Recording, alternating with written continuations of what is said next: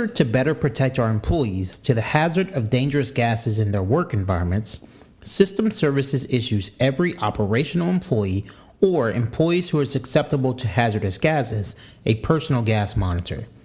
This training video's purpose is to give employees the proper information and tools to successfully operate, maintain, and store the GX3R gas monitor.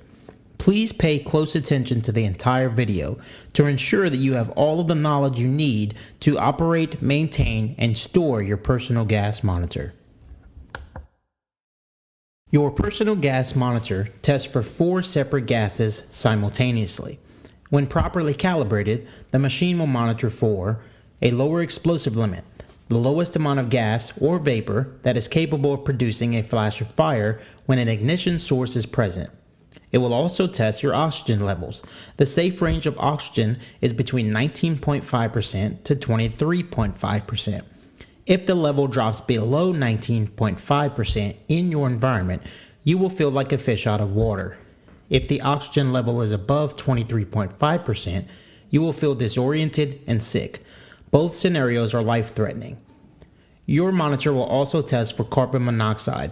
This is a colorless, odorless gas that can be life-threatening if inhaled in small amounts over a long period of time. The last gas your monitor will test for is H2S, or hydrogen sulfide. This gas is produced during the decaying process of organic materials. When we excavate, we could potentially expose concentrations of H2S from decaying material in the ground. H2S is extremely life-threatening, even in small amounts when employees are exposed to it for a short amount of time. Your monitor will actively show the levels of each of these gases along with the level of oxygen in your environment at all times when operable. In order for your monitor to protect you, you must wear, maintain, and store it correctly. The monitor must be worn at all times when on a job site in your breathing zone. The breathing zone is the area forward of your shoulders within a radius of 6 to 9 inches. The monitor should not be worn in any other location, including but not limited to your hard hat, belt, pants, etc. Employees are responsible for cleaning their machines often. You can clean the monitor with warm water only, keeping water away from the sensors on the bottom as much as possible. This ensures the monitor is clean and is not damaged or malfunctions. The monitor is battery powered and must be charged. Each monitor is equipped with a charger and takes 3 hours to get a full charge.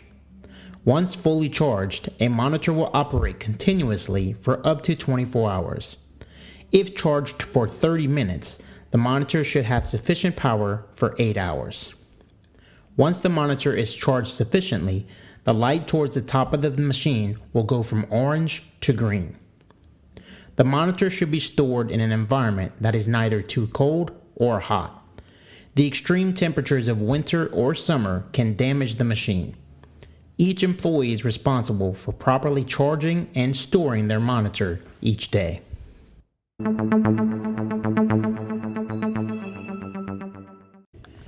Your monitor is required to be bump tested at least once a week. You can bump test your monitor using the calibration station or the manual bump test adapter. To bump test using the calibration station, ensure the gas feeder tube is connected to a 4-gas cylinder with a demand flow regulator and inserted into gas port 1 on the station as shown in the image. Then, open the red lid of the station and insert your monitor, ensuring it clips into place. Turn on the station by holding down the power button until you hear a beep.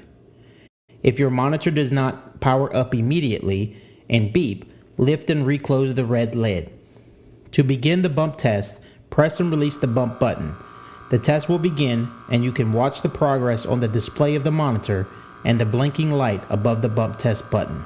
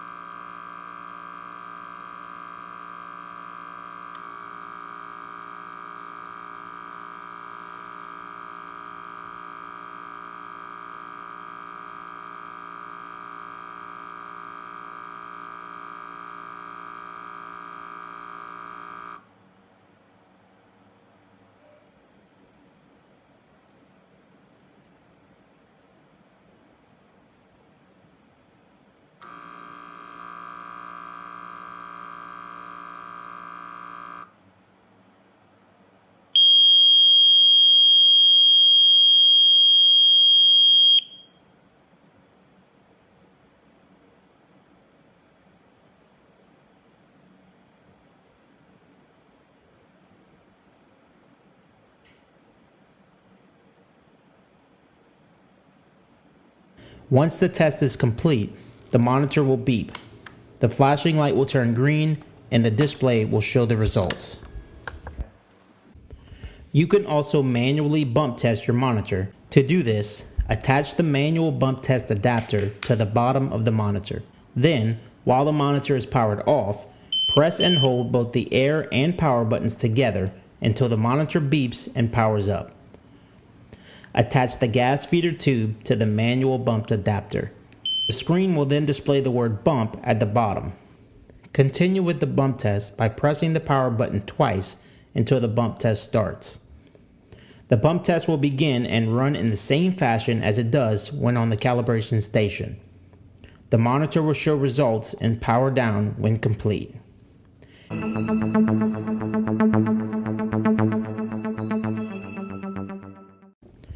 Every monitor must be calibrated once every 90 days. To calibrate the monitor, you must utilize the calibration station. You will follow the same process as the bump test,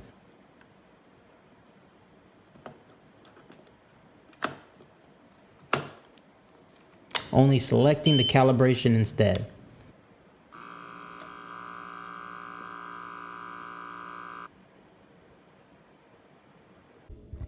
Once a bump test is complete, the display screen will alternate between the gas concentrations and show a pass or fail status. A passing status is shown as the letter P. A failing status is shown as the letter F. The bump LED light on the calibration station will be green when a bump test passes. The light will be red when a bump test fails. This is the same for the calibration test. If a bump test fails, you must immediately calibrate your monitor. If a calibration test fails, you must contact the supervisor immediately before using the monitor for that day's work. To use your monitor each day is very simple. Begin by holding down the power button to turn on the monitor.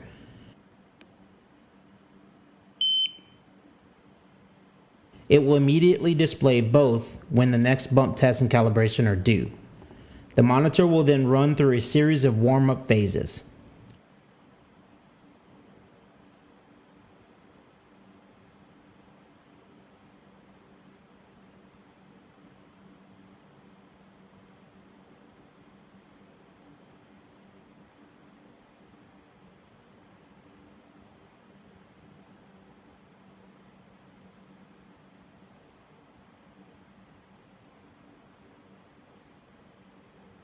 Once complete, the monitor will beep and it is ready for use.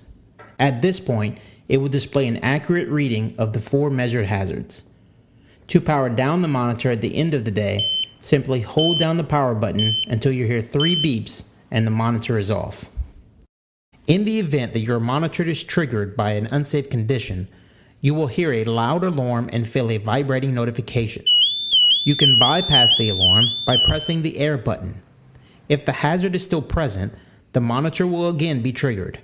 You must immediately exit the area and find a safe environment. Once you are a safe distance away, your monitor should return to normal operating state. This concludes the gas monitor training. Should you have any questions, please direct them to your supervisor.